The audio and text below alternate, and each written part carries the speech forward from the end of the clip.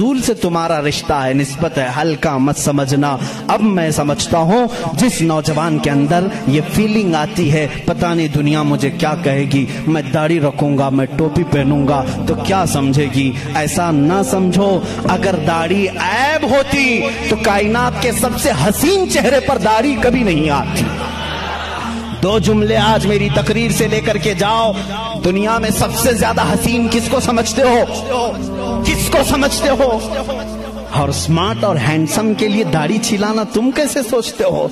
दाढ़ी छिलाने को हैंडसम बनना और स्मार्ट ये हो ही नहीं सकता। अगर ये ऐब होता तो सबसे हसीन चेहरे पर कभी आती ही नहीं। दुनिया के सबसे हसीन चेहरे पर दाढ़ी थी और दुनिया की सबसे मुकद्दस औरत फातिमा के सर पर दुपट्टा था।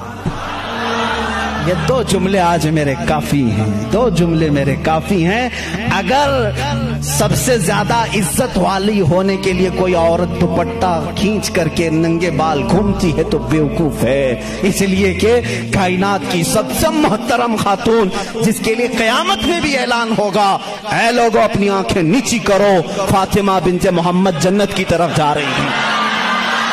उस खातून को जो इज्जत मिली है उसके सर पर जब दुपट्टा है तो फिर दुपट्टा कमतरी की अलामत नहीं हो सकता। जिसके सर पर दुपट्टा है वो आलीशान है, जिसके चेहरे पर दाढ़ी है वो आलीशान है। इसलिए कि मेरे रसूल का वो गुलाम है। जब कब्र में जाएगा, कुछ हो या ना हो, शक्ल देख करके तो फरिश्ते ये कहेंगे सूरत ये लेकर के आया है जैसे मदीने वाले की थी। मेरे आका सल्लल्लाहु